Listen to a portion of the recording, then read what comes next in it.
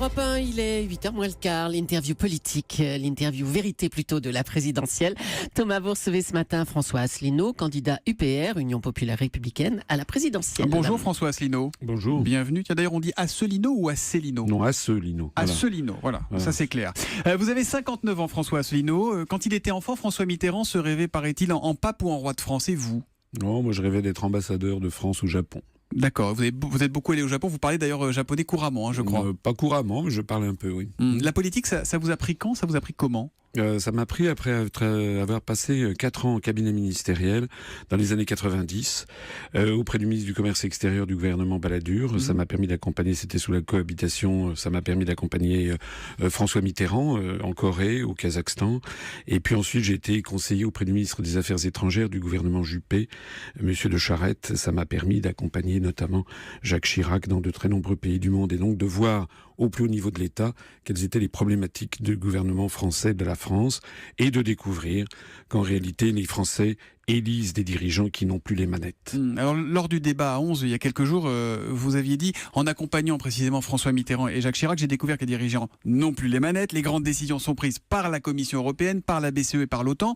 Du coup, vous voulez le Frexit. Mais pourquoi jeter le bébé avec l'eau du bain? Pourquoi sortir et ne pas réformer l'Europe? Parce que j'explique qu'en fait, on ne peut pas réformer concrètement les traités européens. Bien sûr, on pourrait formellement le faire, ça n'est pas interdit. Mais pour réformer les traités européens, il faut avoir l'accord unanime des 27 autres États. Donc vous dites que c'est impossible? Il faut 28 gouvernements qui soient d'accord pour rouvrir les dossiers pour modifier des compromis qui ont 60 ans d'âge et au bénéfice des intérêts français, c'est-à-dire au détriment des intérêts des autres États. Et après, il faut les accords des 28 autres peuples. Il faut donc 56 accords unanimes.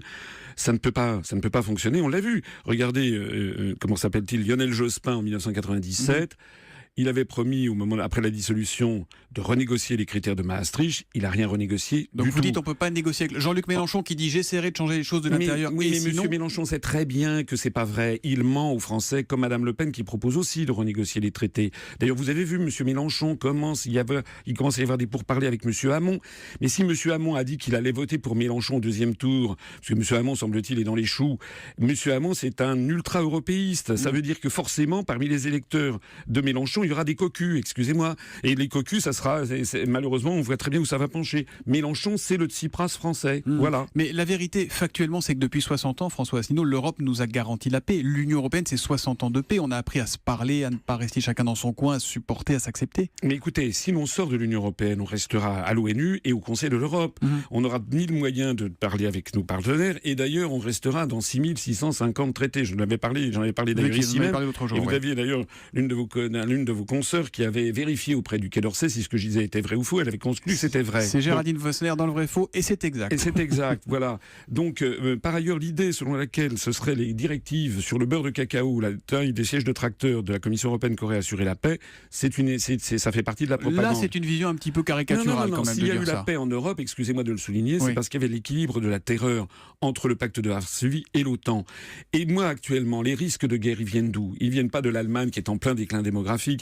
Les risques de guerre viennent des pays en très fort accroissement démographique et pauvres, c'est-à-dire les pays du Sud ou les pays du Moyen-Orient. Dans ces conditions, au lieu d'avoir une posture agressive vis-à-vis de ces pays, il faudrait développer ces pays, les aider à développer leur industrie pour qu'ils puissent d'ailleurs garder leur population chez eux et qu'ils accèdent à un niveau de vie qui fasse baisser les tensions. Alors, vous dites et vous répétez que vous êtes le candidat du Frexit. En revanche, vous ne sortez pas de Schengen. En tout cas, pas directement, parce que vous organisez un référendum sur le sujet. Pourquoi un référendum sur Schengen, qui est la libre circulation des personnes, et une sortie de l'Europe sans référendum? Parce que je considère que Schengen n'est pas essentiel. Ce qui est essentiel, c'est de récupérer notre souveraineté nationale, c'est-à-dire notre démocratie.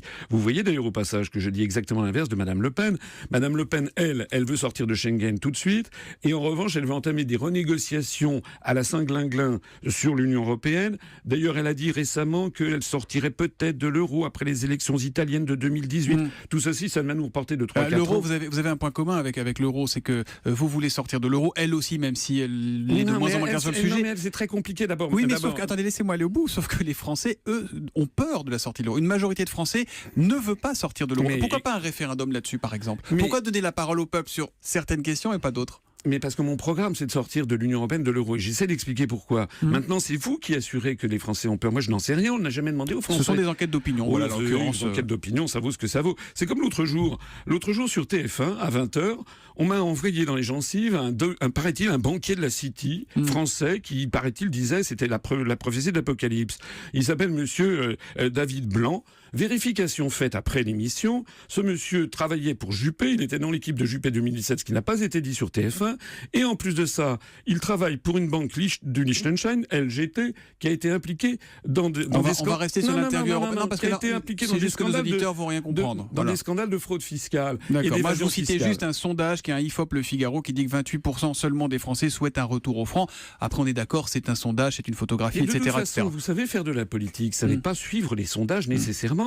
Comment voulez-vous que les Français puissent légitimement penser qu'il faut sortir de l'euro si tous les médias, depuis des années, leur disent que ça serait l'apocalypse?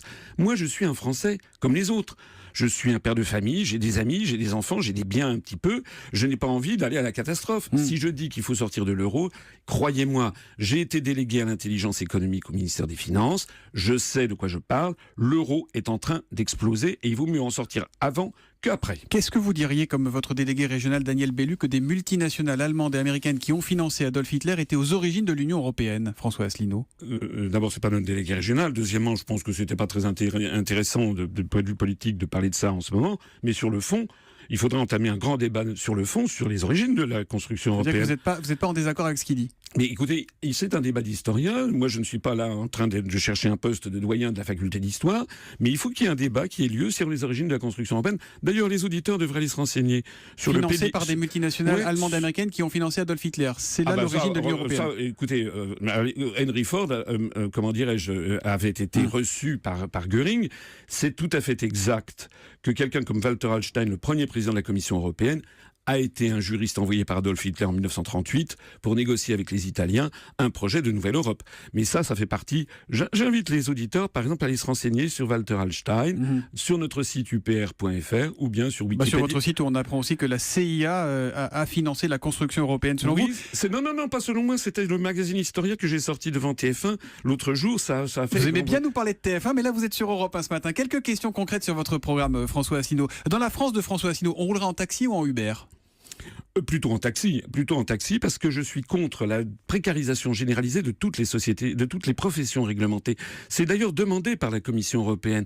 Les avocats, les notaires, les huissiers, les commissaires aux comptes, les experts comptables, les artisans taxis, les médecins, les pharmaciens, ils vont tous être ubérisés. C'est-à-dire qu'à horizon de 5 ans ou 10 ans, ils seront mis en concurrence avec des professions, les mêmes professions, mais des gens venus des pays de l'Est qui accepteront des salaires parfois 5 fois inférieurs. Est-ce que c'est vraiment ça qu'ils veulent? Si c'est ça qu'ils veulent, il faut qu'ils votent Macron ou Fillon, parce que c'est exactement la sauce à laquelle ils seront mangés. Dans la France de François Asselineau, est-ce qu'on ira faire ses courses le dimanche? Est-ce que les magasins seront ouverts?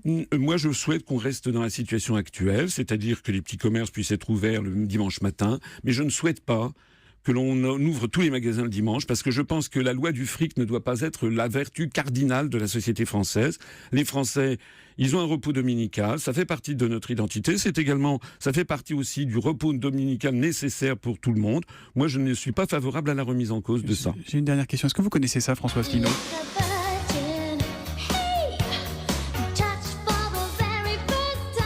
Vous connaissez ou pas? J'ai pas l'impression. C'est Madonna, non? C'est Madonna, exactement. C'est un clin d'œil puisque le lendemain du débat, vous avez déclaré « J'ai cru que j'étais Madonna ». Est-ce que c'est grisant une campagne électorale? Il paraît que tout le monde voulait faire des selfies avec vous. Oui, c'était rigolo. Bon, j'ai dit ça pour rigoler, pour faire un petit peu rire la salle, parce qu'effectivement, en l'espace de quelques heures, avant et après le débat qui a eu lieu l'autre fois avec les 10 autres candidats, d'un seul coup, je suis allé prendre un avion à Orly-Ouest et il y avait plus de la moitié des gens qui se retournaient sur moi. Grisant, je dirais pas grisant, je dirais que c'est un peu vertigineux, parce qu'on se dit effectivement qu'on risque de ne plus avoir de vie privée au passage. Si malgré tout vous ne gagnez pas, je sais qu'à Londres les bookmakers vous placent en 5e position, très loin devant Benoît Hamon. Si vous ne gagnez pas en cas de second tour Le Pen-Macron, ce qui est ce matin le plus probable avec toutes les précautions d'usage, vous soutiendrez qui entre Macron? Vous avez raison de souligner que les bookmakers me donnent en 5e position devant Benoît Hamon. Ah, vous n'aimez pas les sondages, mais vous aimez les bookmakers quand c'est favorable. Vous voteriez qui entre Macron et Le Pen? C'est important parce que vous savez, il y a beaucoup de gens qui me voient et puis qui disent oui, mais j'hésite à voter pour vous parce que de toute façon vous ne serez pas au deuxième tour. Et je dis pourquoi? Et ils me disent parce que j'ai vu les sondages. Mais j'ai dit les sondages ils sortent d'où? Les sondages sur Internet, au passage, me donnent des scores entre Macron et Le Pen, Macron ou Le Pen? bien audacieux est celui qui peut dire qu'il sera au deuxième tour. Moi, je suis absolument pas certain comme vous que ce sera Macron-Le Pen. Certain de rien. Merci en tout cas d'être venu ce matin sur Europe 1, François Asselineau.